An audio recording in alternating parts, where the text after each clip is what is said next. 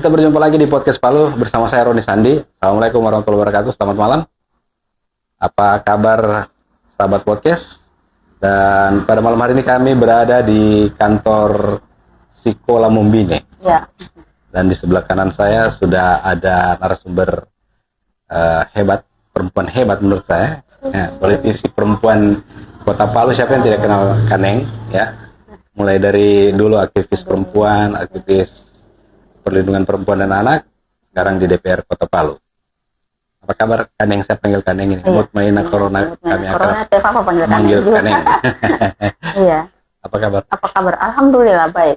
Wassalamualaikum warahmatullahi wabarakatuh. Tadi sudah disalam tuh jadi kita jawab. Baik.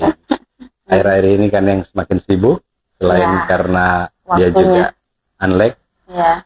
Tapi saya tidak mau sebut untuk yang kebelakangnya itu karena Bawaslu sudah mulai pada tahapan itu. Ya. Baik, kita random saja ini Kaneng, mau diskusi soal tugas-tugas Kaneng tentu di DPR, khususnya keterwakilan perempuan, kemudian di komisi Kaneng juga sebagai ketua Bapem Perda di DPR Kota Palu. Nah, saya mau mulai diskusi kita dengan pertanyaan soal 1 tahun terakhir ini Kaneng. Ada berapa masukan atau laporan yang terkait dengan perlindungan perempuan dan anak yang paling menonjol yang Kaneng hadapi begitu? Sebetulnya kalau terkait dengan kasus perempuan dan anak ya, maksudnya kasus kekerasan atau kalau perlindungan kan banyak. Ya. Perlindungan kan bisa terkait dengan hak normatif, misalnya buruh perempuan itu saya belum mendapatkan data basis secara ini. Terus misalnya terkait dengan buruh perempuan, PRT, terus terkait dengan kekerasan, kecuali kekerasan terhadap perempuan dan anak, itu kan Palu ya masih cukup tinggi ya. Oh, tinggi ya? Ya, tapi sebetulnya ya hampir setiap tahun sih kasusnya ya masih seputaran kasus yang mau tidak mau memang itu terjadi begitu, karena apalagi saya terkait dengan kekerasan dalam rumah tangga itu masih nomor 1 lah. Cuman yang menurut saya menjadi highlight kita adalah terkait dengan kekerasan seksual. Ya, perempuan dan anak, karena itu harus menjadi perhatian khusus. Karena ini terkait dengan bagaimana memastikan negara itu hadir untuk keamanan bagi warga Kota Palu. Nah, karena kalau kekerasan seksual itu angkanya semakin meningkat, berarti itu akan berimplikasi banyak hal. Pertama adalah terkait dengan bagaimana ketidakamanan terhadap anak-anak kita berada di luar rumah. Apalagi kekerasan juga terjadi dalam rumah. Kemudian ketiga, itu kan berefek terhadap tingkat pendidikan terhadap anak-anak kita. Misalnya ketika dia memilih sekolah yang mau tidak mau dia harus pulang malam segala macam, itu kemudian bebannya bukan pemerintah bikin apa begitu, tapi bebannya kepada yang seharusnya dia dilindungi, tapi kemudian pikirkan dia jadi korban lagi gitu. Tidak boleh kuliah di sini, tidak boleh kuliah di situ, karena takut nanti pulang bagaimana. Nah, itu ada beberapa case yang saya temui, yang saya dengar, dan beberapa cerita dari anak-anak mahasiswa misalnya teknik, pertanian begitu. Orang tuanya tidak mau kasih karena itu rentan mereka kalau ke kampus itu karena sering ada tugas malam. Biasanya kalau apalagi teknik kan ada studio yang harus mereka pulang jam berapa begitu. Nah, itu bagi perempuan itu agak riskan. Tapi kan ini bukan perempuannya, seharusnya kita pemerintah yang menyediakan, membangun bagaimana kebijakan itu betul-betul harus memastikan rasa aman bagi semua orang gitu, tanpa kecuali. Itu yang menurut saya menjadi perhatian. Yang berikutnya juga, kalau saya selama DPR yang selalu menjadi perhatian utama adalah tentang situasi perempuan dan anak pasca bencana 28 September 2018. Karena kita ketahui bahwa, nah kalau bicara tentang isu perlindungan kan salah satunya adalah terkait dengan hak kesehatan reproduksi. Kalau masih tinggal di Kuntara, itu ya beresiko banyak efek. Tuh. Tapi tapi ya masalahnya adalah masih banyak warga kita yang belum mendapatkan kejelasan tuntas. Ya, betul. Walaupun angkanya tinggal sedikit sekali. Misalnya terkait dengan kakak gendong. Kakak gendong itu maksudnya warga yang tidak punya sertifikat tanah, tapi dia adalah korban, korban bencana alam, yang kemudian rujukan normatif untuk mendapatkan hunian itu di mana begitu. Nah, itu yang sekarang masih PR besar kita. Itu ada beberapa huntara yang misalnya ada berapa kakak, misalnya huntara Terminal Mamboro itu masih ada sekitar 4 kakak. Huntara Bubukulu itu sekitar belasan kakak gitu. Nah tapi kalau yang lainnya kan menunggu pembangunan huntap yang tahap ketiga ini. Nah, cuman kan situasional terhadap mereka misalnya itu sangat rentan karena tingkat kelayakan terhadap huntara itu sudah tidak sesuai standar. Sudah 5 tahun tidak sesuai standar karena kan namanya bangunan kan dibangun hanya untuk jangka waktu tertentu.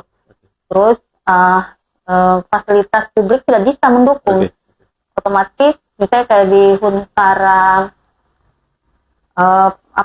huntara Terminal Mamboro itu gelap sekali, itu ngeri bagi anak-anak kita begitu. Ya pemerintah tidak bisa bangunkan fasilitas karena memang itu tempat seharusnya secepatnya huntap dibangunkan supaya mereka segera pindah dari situ, dan bagaimana memastikan kakak gendong itu juga ada tempat yang layak begitu untuk mereka. Tapi kalau pindah karena di kebijakan tidak boleh ada fasilitas publik di tempat yang tidak ada penghunian gitu. Nah, itu kan problem juga. Nah, tapi orang tinggal bertahun-tahun setiap hari 24 jam, malam, pagi, siang, sore, malam itu kan sirkulasi waktu yang terus bergerak. Nah, ketika waktu malam itu kita agak khawatir terhadap anak-anak perempuan kita kepada itu. Itu yang salah satu yang kadang-kala menjadi PR kita. Kalau kan yang sempat bilang tadi bahwa itu pasca bencana itu kan ada beberapa laporan-laporan yang masuk.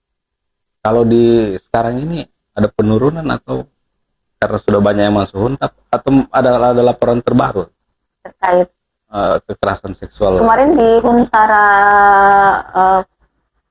hutan kota? Oh ya? Iya, itu kan memang kekerasan seksual masih terjadi kan, masih terjadi.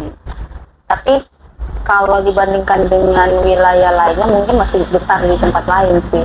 Wilayah selain di huntara kan, karena jumlah warga yang itu kan semakin menurun kan. Tapi kalau dari sini jenis kasus sih sebenarnya sudah menurun. Nah, cuman kan yang menjadi PR kita adalah memastikan mereka untuk segera pindah, yang paling penting. Karena terkait dengan kekerasan ya ada banyak hal-hal lain. KDRT cukup tinggi sih di situ juga. Itu juga. Ya. Kaneng, kalau dari beberapa kasus yang Kaneng tangani dan mungkin masuk ya ke laporan ke Kaneng, apa dulu namanya?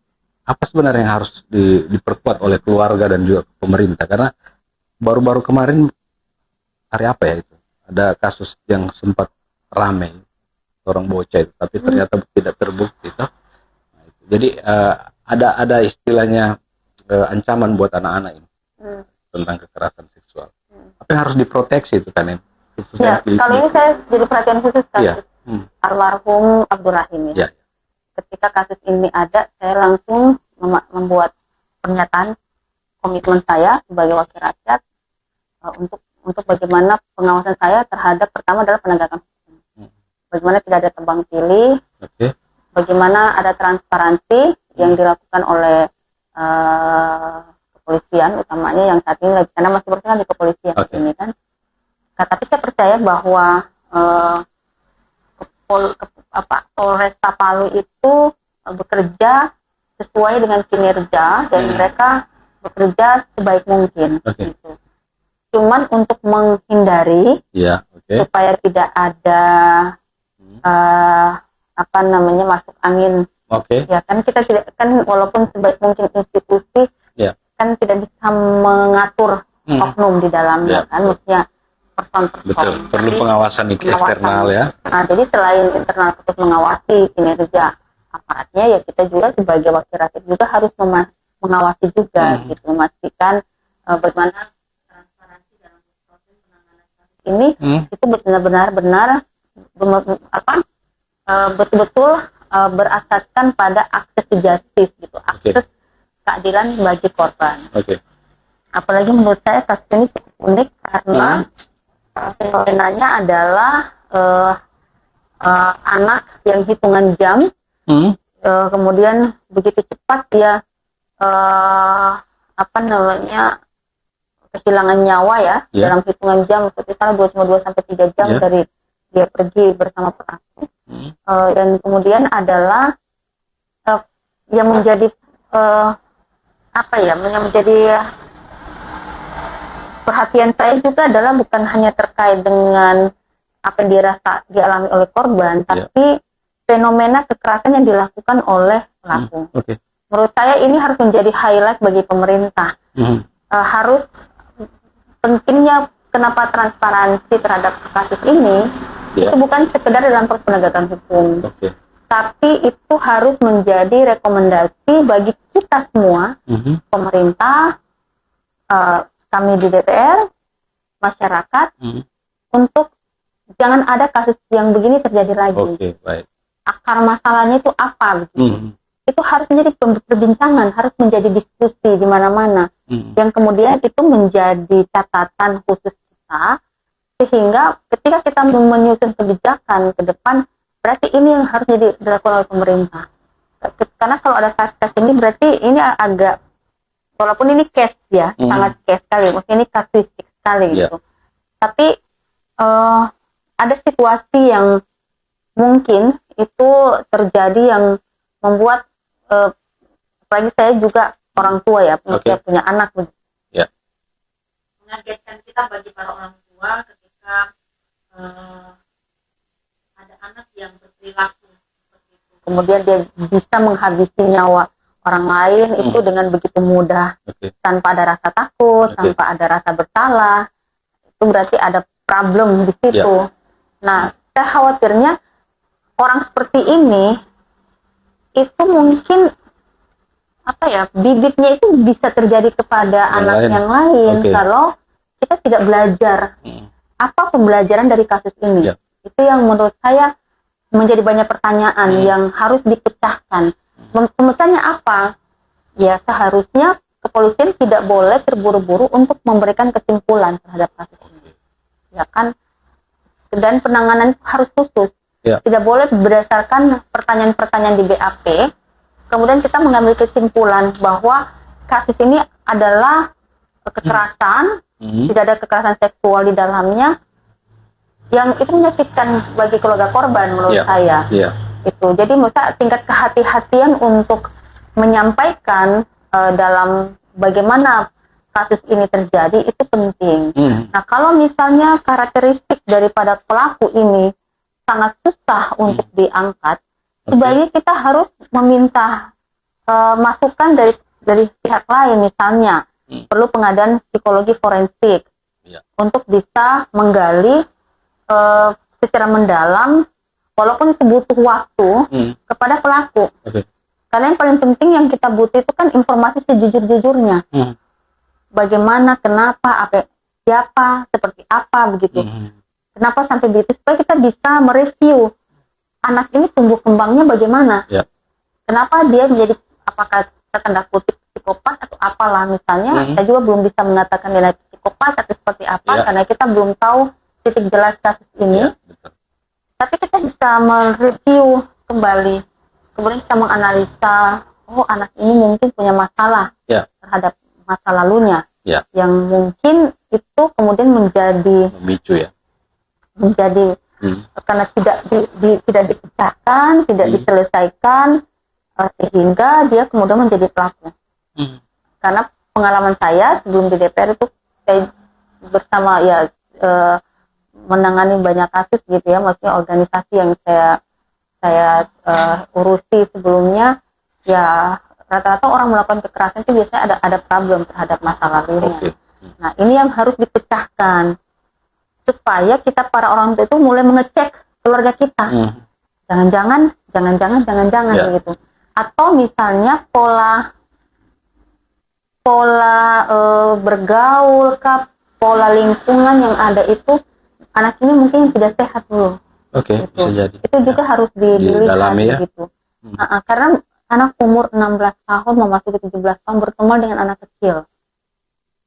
Sementara pada umumnya tuh anak-anak umur 6 itu dia rata-rata berteman dengan sebayanya. Iya. Kalau hanya umur SD berteman dengan anak TK itu masih sepadan, biasa itu. Tapi kalau sudah umur yang mendekati masa dewasa, masa remaja, terus dia suka bermain sama anak kecil, kan harusnya kita orang tua harus ngecek ini anak kenapa ya, ada apa begitu kan, misalnya itu yang menurut saya harus menjadi refleksi. Jadi karena yang paling penting dalam kasus ini adalah pencegahan supaya tidak terjadi kasus rahim yang lain. Maksudnya tidak ada kasus rahim yang lain begitu terhadap ini. Karena saya terasa betul ketika mendatangi semalam di rumah korban, saya rasa betul bagaimana ya, karena saya seorang ibu juga, bapaknya anak ini juga dia tidak mampu melampiaskan, dia punya rasa amarah, terus kita mau marah sama siapa, gitu kan? Kenapa anaknya begitu cepat nyawanya hilang begitu? Dengan cara itu. Sementara mereka berharap yang hanya bisa menjawab luka mereka itu adalah kepolisian bekerja sebaik mungkin. Nah, satu sisi ada situasi yang kemudian mereka agak kurang percaya. Nah, jadi saya harus berusaha juga memberikan mereka untuk percaya, karena bagaimana bahwa kepolisian lagi bekerja begitu. Makanya pola bekerjanya ini yang harus kita lihat. Apakah dia menyamakan case pelaku ini dengan pelaku yang lain, pola pendekatan dalam proses BAP lah ya itu, atau kita perlu mewarnai, perlu mungkin ada rekomendasi yang lain untuk bisa menguak kasus ini lebih mendalam. Baik, jadi sahabat podcast itu tadi ya, bahwa Kaneng juga mengawal kasus yang lagi jadi perhatian publik. Semoga nanti bisa lebih jelas. Tadi disampaikan Kaneng untuk tetap dipercayakan kepada pihak kepolisian supaya bisa bekerja lebih profesional. Ya, lebih profesional, tapi menurut saya harus ada pengkayaan metode, karena kasus ini kita unik. Jadi tidak sama dengan kasus yang lain yang pos BAP-nya biasa-biasa saja, menanyakan di mana apa. Karena menurut saya pelaku ini kayaknya perlu pendekatan khusus, karena saya dengar dia agak susah untuk digali, diminta keterangan gitu. Nah, sementara kalau misalnya dengan keterangan itu visum itu kan visum luar kan, itu sementara visum itu hanya menunjukkan wilayah-wilayah yang bisa mengindikasikan apakah dia melakukan kekerasan seksual atau tidak. Itu kemudian tiba-tiba ada gelar perkara kemarin itu sempat disampaikan bahwa tidak ada kekerasan seksual. Oke, mungkin memang dari hasil visum seperti itu. Tapi kan perlu ada pembanding. Menurut saya harus ada pembanding cara untuk mengecek apakah benar. Itu menurut saya yang harus dicari tahu lagi. Karena menurut keluarganya bahwa anak ini ada cairan di mulutnya pada saat didapat. Yang diindikasinya katanya itu adalah, ya kita tidak tahu karena cuma mereka yang ada di lokasi itu. Nah, itu yang harus dicek. Apakah pada saat pemeriksaan hanya seputar wilayah yang diindikasi atau seperti apa begitu. Nah, itu yang menurut saya kepolisian harus berhati-hati untuk menyampaikan, karena ini sangat melukai keluarga korban. Gitu. Baik, Kaneng, saya ke soal tugas Kaneng yang lain, khususnya di DPR. Saya terlalu serius, tapi memang itu penting. Karena kalau kita diskusi sama Kaneng ini tidak cukup kalau cuma 1 jam. Tidak juga. Tapi saya akan fokus ke tugas Kaneng di DPR. Nah, ini soal karena Kaneng sekarang ketua Bapen Perda, tentu yang dibahas juga soal beberapa perda perwali yang berhubungan dengan pendapatan lah. Kita di Kota Palu ya. Jadi kemarin itu ada dari perhimpunan pengusaha reklame menghadap DPR. Saya sempat baca ada beritanya begitu. Kemudian mereka menyampaikan soal kebijakan Pemkot Palu yang membongkar beberapa papan reklame yang menurut mereka itu tidak diberikan solusi. Artinya begini, boleh dibongkar, tapi setelah bongkar itu kami mau dikemanakan? Ingin solusinya tidak ada. Jadi Kaneng melihat sejauh ini bagaimana dari hasil RDP ini ya? Ya, saya waktu RDP itu karena bukan komisi saya, bukan saya kan di komisi A ya. Okay. Itu kan di komisi B dan komisi C waktu itu. Jadi mereka yang diundang. Tapi saya sempat mendapatkan informasi dan sempat menggali terkait dengan masalah ini. Yeah. Sebetulnya kalau dari yang ini ya, kemudahan izin itu yang penting kalau saya. Kemudahan izin berusaha, kemudian izin untuk bagaimana mereka ini diberikan keleluasan tapi tidak bertentangan dengan produk hukum di atasnya. Kalau dalam diskusi secara informal ke teman-teman pengusaha reklame, ya memang kata mereka bagaimana mereka bisa dapat izin karena titik-titik yang yang menjadi bagi mereka itu ada titik-titik yang memungkinkan mereka itu yang tidak boleh. Misalnya kayak perempatan. Itu perempatan di Perwali itu tidak boleh. Padahal di dalam rujukan peraturan di atasnya itu boleh, tapi dengan catatan tidak menghalangi pandangan bagi orang ketika berlalu lintas. Oh itu. Berlalu lintas. Nah, kemudian yang tidak boleh itu kalau dia agak menjulur keluar, terus menghalangi, dan itu bisa menyebabkan kecelakaan. Tapi kalau dia mengikuti aturan, misalnya berapa meter sekian begitu dan mengikuti aturan, itu yang maksud saya. Harusnya peraturan wali kota itu yang harus diperbaiki, direvisi. Oh, direvisi. Iya, karena di dinas terkait juga ketika saya lakukan diskusi, mereka tidak bisa dia tidak menjalankan pembersihan itu karena perwalinya mengatur seperti itu.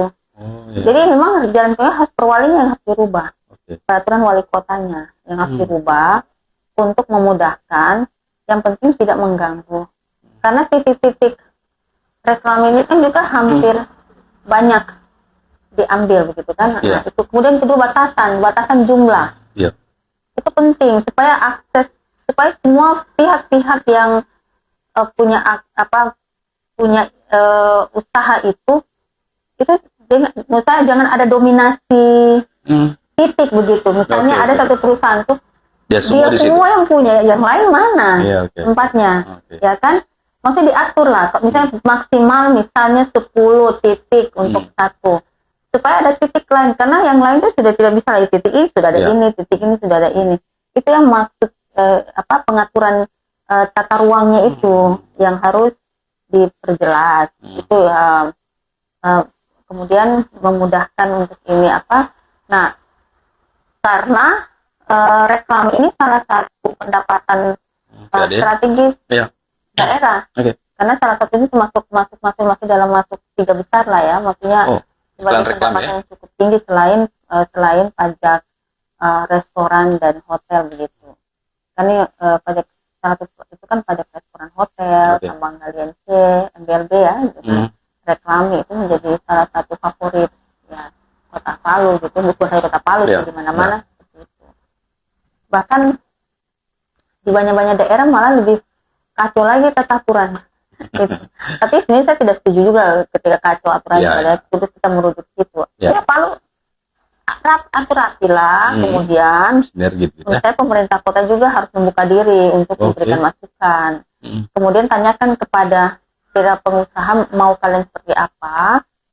Ini aturannya begini, tapi ini aturan tidak boleh dilanggar, misalnya perdanya, ya kan? Peraturan daerahnya, rujukan dasarnya undang-undang yang mengatur itu tidak boleh mengatur ini, bikin. Jadi semacam menurut saya harus ada ruang dialog yang multi dua arah, yang kemudian itu bisa menghasilkan satu bentuk keputusan yang itu pemerintah kotanya enak. Iya, pengusaha juga iya. ya ada solusi begitu. Nah, kecuali kita ditolerir yang kayak tadi itu, misalnya dia mengganggu orang selagi dia ini, misalnya di beberapa titik-titik segala macam. Maksud saya itu diberikan informasi, dikasih tahu, kemudian ya kalau saya apapun kebijakan pemerintah, selama kita mau dan tidak pernah bosan untuk mengajak orang-orang yang berurusan atau yang berhubungan dengan apa yang akan kita mau kebijakan mereka secara aktif. Jadi pelibatan publik itu penting menurut saya. Kebijakan yang baik itu menurut saya adalah semakin banyak mendengarkan masukan, kemudian semakin banyak melibatkan orang-orang, mengajak kita untuk berembuk. Kira-kira seperti apa yang harus dilakukan?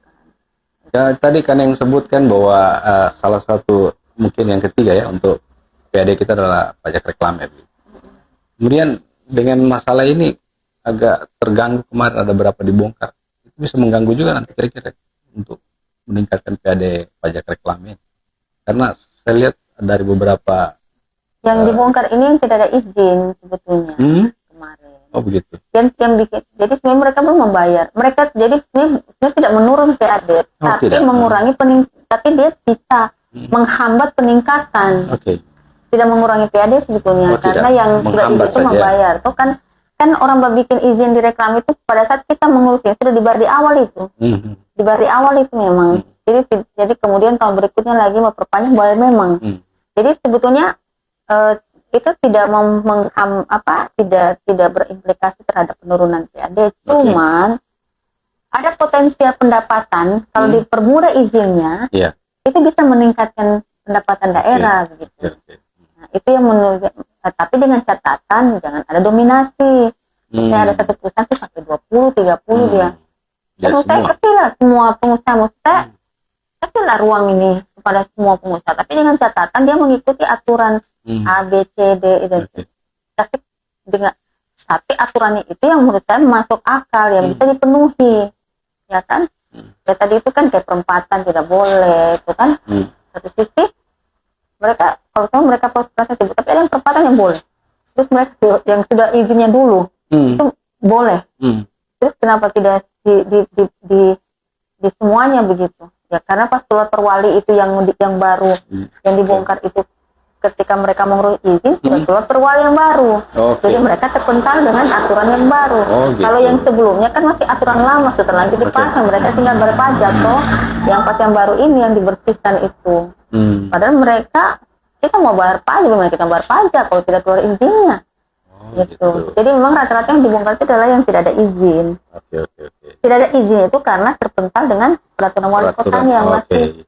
Jadi belum ada kabarnya ya untuk revisi. Mudah-mudahan, menurut saya katanya kemarin sih diskusi dengan dinas terkait itu mereka lagi mengusulkan perubahan. Tapi yang saya coba tanya sama bagian hukum.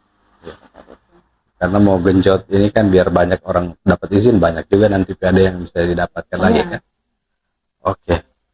Kan yang masih terkait dengan urusan Bappenperda ini. Bidangnya kan yang kita kan selain tadi ada pajak iklan, kemudian ada PAD dari parkir. Nah, itu. Kemudian nanti sebentar ada juga sampah itu kan yang terbaru begitu. Kalau dari parkir sendiri kan yang sekarang bagaimana ya? Ada peningkatan atau ada target khusus dari Pemkot? Kalau tahun ini kan targetnya tidak terlalu besar kan, karena regulasi ini berlaku, parkir ini baru berlaku untuk mengurangi, kan sebenarnya begini, yang menyebabkan PAD itu tidak signifikan naik di beberapa potensial kebijakan yang mengatur tentang misalnya pajak retribusi. Kalau ini parkir retribusi, itu sebetulnya bukan angkanya, bukan terkait dengan berapa yang akan berapa jumlah per satu parkir itu 2.000 dengan 4.000 itu, tapi mengawasi untuk tingkat kebocorannya. Iya, misalnya contoh sederhana, Dinas Perhubungan sudah menyediakan, kan itu kartis itu kan ada nomor. Iya, betul. Jadi kan setiap tukang parkir itu dia mengambil plot. Saya ambil 100 pak, misalnya saya ambil di satu parkir ini bisa 100, Ya. saya ambil 5 pak, berarti 500 lembar parkir. Toh, nah itu kan yang jadi yang dimaksud kan dibayar di muka itu. Iya. Oh ya. Iya, kemarin begitu bayar muka. Jadi pemerintah sudah tahu berapa target ketika dihitung sekian. Misalnya kalau ini kan berapa? 73 titik parkir kota salah yang diatur dalam yang saat ini masih didata ya oleh pemerintah Kota Palu. Nah, tapi prakteknya kecil yang mereka ambil ini cuma 2 blok. Oh, gitu. Tapi ketika dicek banyak sekali di sana mobil. Nah, itu yang makanya kenapa ada revisi peraturan daerahnya. Dibikinlah tentang peraturan daerah nomor 6 tahun 2023 berkaitan dengan perubahan Perda nomor 3 tahun 2022 tentang lalu lintas dan angkutan umum, gitu kan?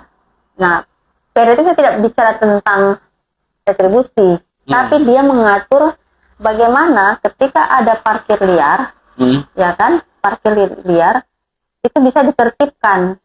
Karena bocor semua di situ ya? Bocor di situ.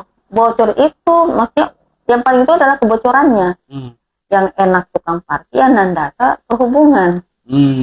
Ya kan? Maksudnya ya tukang parkir ini juga tanda kutip bisa bukan person dia, tapi ada pihak yang lainnya yang mungkin dia apalah begitu ya, yang mengorganisir ini. Yang kemudian itu udah susah diatur gitu. Nah, ketika ada perda ini, jadi ada efek tanggung gugatnya. Maksud tanggung gugat itu ada sanksi pidana dan sanksi administratif gitu. Sanksi pidananya itu dia membayar 2,5 juta kalau dia tidak dia kedapatan. Saya tidak pakai baju parkir, tidak bayar baju parkir, tidak kasihkan parkir yang resmi, atau dia meminta lebih. Misalnya parkir motor kan 2.000, parkir mobil kan 4.000. Parkir motor kita kasih 5.000, dikasih pulang 2.000, berarti 1.000 diambil. Nah, parkir 5.000, mobil dikasih pulang 1.000, harusnya kan, tapi tidak dikasih pulang juta, itu kena itu. Kena hukum pidana dia, kena sanksi administratif, dia bayar 2,5 juta, atau dia dipenjara selama 15 hari. Itu sanksi pidananya. Artinya bahwa kalau diperkuat ini, insya Allah itu akan mengurangi tingkat kebocoran.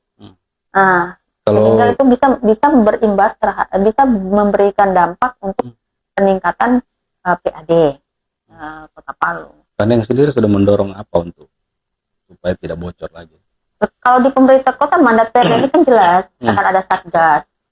Satgas itu satgas itu terdiri dari kepolisian, Satpol PP. Sudah seefektif apa sekarang sudah jalan? Mereka sudah melakukan razia di mana titik-titik yang berdasarkan laporan masukan itu. Cuma sampai hari ini belum ada tindakan secara masih rata-rata persuasif. Belum ada tindakan untuk diarahkan itu secara hukum. Karena di pihak kejaksaan masih menahan. Mereka belum tega untuk bagi tukang parkir ini. Iya, betul. Makanya salah satu himbauan kita bagi masyarakat juga harus punya andil. Dan kita ini orang Palu kadang-kadang tukang bakasian tuh. Nah, tapi bakasian itu saya harus kita tempatkan gitu kan. Misalnya kalau tidak sesuai misalnya parkir 2.000, terus minta karcisnya. Itu. Kita kasihan, tapi sebetulnya itu memberikan problem baru. Karena itu memberikan orang-orang tertentu itu dia menjadi peluang dia, sehingga dia menjadi jadi satu linkers yang kemudian itu memanfaatkan begitu kan? Itu yang terjadi di kita. 5.000 kita kasih pulang, kita tidak kasih pulang, kita tidak minta sisanya. Tidak ada kartis resmi, tetap juga kita bayar. Makanya himbauan di Dinas Perhubungan itu kalau tidak ada kartis jangan dibayar. Gitu. Memang harus peran serta masyarakat penting karena masyarakat yang pertama sekali berhadapan dengan tukang parkir. Terus yang kedua adalah memberikan informasi Dinas Perhubungan untuk melakukan razia jika ada praktik-praktik seperti itu, ada pungli, ada ilegal. Ya, semoga. Karena tahun depan itu kalau tidak salah di presentasi Dinas Perhubungan itu 16,3 M. 16,3 M. Tahun depan insya Allah. Kebetulan saya ketua pansus khusus Perda pajak daerah dan retribusi daerah kemarin. Jadi kita minta presentasi tiap OPD yang berkaitan dengan sumber pemasukan itu bagaimana ketika di titik parkir ini dengan hitungan-hitungan mereka satunya itu 16,3. Ya, mudah-mudahan bisa ini kan cuma sampai 6 ya. Dengan upayanya Kaneng, kemudian teman-teman di DPR. Ya, semua orang. Yang memang menurut saya yang kerja keras adalah OPD-nya, dinas terkait, yaitu dinas perhubungan yang kemudian dibantu oleh satu PP dengan kan mereka ini punya semacam MOU dengan aparat penegak hukum. Memang mandat kerja ini bagus, dia bisa ada satgas untuk melakukan razia. Oke, baik. Kaneng, saya sudah di penghujung ya, tapi saya punya satu pertanyaan sebelum posting. Ini kan juga ya sempat juga ramai sebelumnya soal retribusi sampah. Kemarin kan sempat dulu Pak Wali, mungkin nanti Kaneng sampaikan sudah ada klarifikasi dari Wali Kota. Saya ingin mengulang lagi bahwa retribusi sampah yang kemarin itu kemudian masyarakat yang disampaikan tidak akan mendapat pelayanan publik kalau tidak membayar retribusi sampah. Itu komunikasinya dengan Pak Wali bagaimana? Itu memang pernah dengan Pak Wali sampaikan itu waktu itu. Kemudian dikutip dan ada respon banyak orang yang kemudian merespon itu, termasuk saya juga mengkritisi itu. Tapi setahu saya setelah itu Pak Wali mengklarifikasi. Sudah ya? Bahwa bukan itu sebetulnya, dan menurut saya tidak ada hubungannya antara sampah dengan hak. Itu hak itu pelayanan publik ya. Itu kan KTP itu adalah hak kita. Kalau kita tidak bayar sampah, jangan dilayani sampah di rumahnya. Karena retribusi sampah itu harus berbanding lurus dengan pelayanan. Beda pajak. Kalau retribusi, apa yang kita bayar, begitu pelayanan kita dapatkan. Kalau pajak, apa yang kita bayar di sini, tapi bisa diambil dari pihak tempat lain. Jadi pajak itu yang kita bayar misalnya tentang pajak motor, tapi dampak dari pajak bisa dipakai belanja jalan, sekolah. Kalau retribusi tidak boleh. Jadi kalau dia bicara tentang retribusi sampah, otomatis minim 80%, 70% penganggaran itu harus kembalikan untuk peningkatan kualitas sampah. Gitu. Jadi tidak boleh ada misalnya kebijakan misalnya yang harus kalau tidak bayar retribusi sampah tidak boleh dilayani. Tidak boleh. Iya, kalau dia tidak bayar sampah, ya dia tidak dilayani ya untuk urusan kebersihannya karena kan kita tidak bayar toh. Tidak berkaitan dengan urusan administrasi kependudukan. Iya, itu menurut saya sesuatu yang berbeda. Yang ini hak mutlak yang harus diberikan negara kepada warganya, karena itu terkait dengan hak identitas. Itu adalah berkaitan dengan hak dasar orang. Kalau sampah itu berkaitan dengan pelayanan. Jadi kalau orang tidak bayar sampah, ya jangan dibersihkan tempatnya, ya kan? Maksudnya itu akan berimplikasi pelayanan sampah di situ tidak akan ada. Dan itu saya rasa di lingkungan kita ketika kurang lambat bayar tidak ada tukang sampah mau ambil sampah kita. Dan kita kan terganggu. Ini kenapa kira tukang sampah kan? Kita kita tidak bayar, kan begitu. Kalau misalnya ada laporan masyarakat yang kemudian tidak dilayani pelayanan administrasi kependudukannya karena tidak bayar sampah. Kasih tahu ke kita akan datangi kelurahannya. Kalau itu saya datangi kelurahannya. Kalau ada informasi begitu saya datangi kelurahannya. Dan itu harus kita kasih tahu. Kita mau tanya, Komio belajar tentang hak dasar tidak? Itu di sekolah ada itu pendidikan. Yang disebut hak dasar itu apa? Gitu. Dan tidak boleh kelurahan itu harus mengambil alih. Karena urusan itu adalah urusan pemenuhan hak dasar itu adalah hak mutlak dan wajib bagi pemerintah. Kenapa? Karena pemerintah itu dibayar oleh negara yang diambil sumber uangnya itu dari masyarakat. Siap. Ya kan? Kita bayar pajak, ya kan? Kita bayar retribusi. Terus emangnya hanya karena kita tibar sampah? Coba cek Emang dia tidak bayar pajak tidak bayar pajak motor, PBB, yang lain-lain. tidak bayar pajak PBB, tidak bayar pajak tanah, PBB rumah, tidak bayar pajak yang lainnya. Kan tidak, toh belum tentu. Artinya kan itu sesuatu yang berbeda. Jadi kalau ada masyarakat yang diperlakukan seperti itu, ya kasih tahu kita DPR. Kita akan datangi karena komisi saya itu. Oh, siap. Komisi A itu. Baik sekali. Jadi ada inspirasi yang gitu. Iya. Oke, Kaneng, kita sudah di penghujung, Kaneng. Di closing, apa yang Kaneng mau sampaikan ke masyarakat kita Kota Palu, khususnya di bidang Kaneng di Ketua Bapemperda di DPR Kota? Iya. Saya berharap bagi masyarakat Kota Palu untuk terus aktif ya, mengawasi, bukan hanya kami DPR, tapi kami pun butuh diawasi oleh masyarakat. Okay. Penting bagi masyarakat untuk tahu DPR itu bekerja apa sih pekerjaannya, tugasnya apa yang dilakukan oleh seorang wakil rakyat. Terus pemerintah itu melakukan apa. Nah, masyarakat juga tugasnya perannya sebagai apa. Yeah. Kalau kita semua memahami tugas kita, insya Allah Kota Palu ini akan menjadi kota untuk kita semua. Baik. Kota Palu itu akan bertumbuh, terus akan berkembang, pembangunan akan lebih baik, berkualitas, karena masyarakatnya aktif, pemerintahnya akuntabel, DPR-nya bekerja, gitu.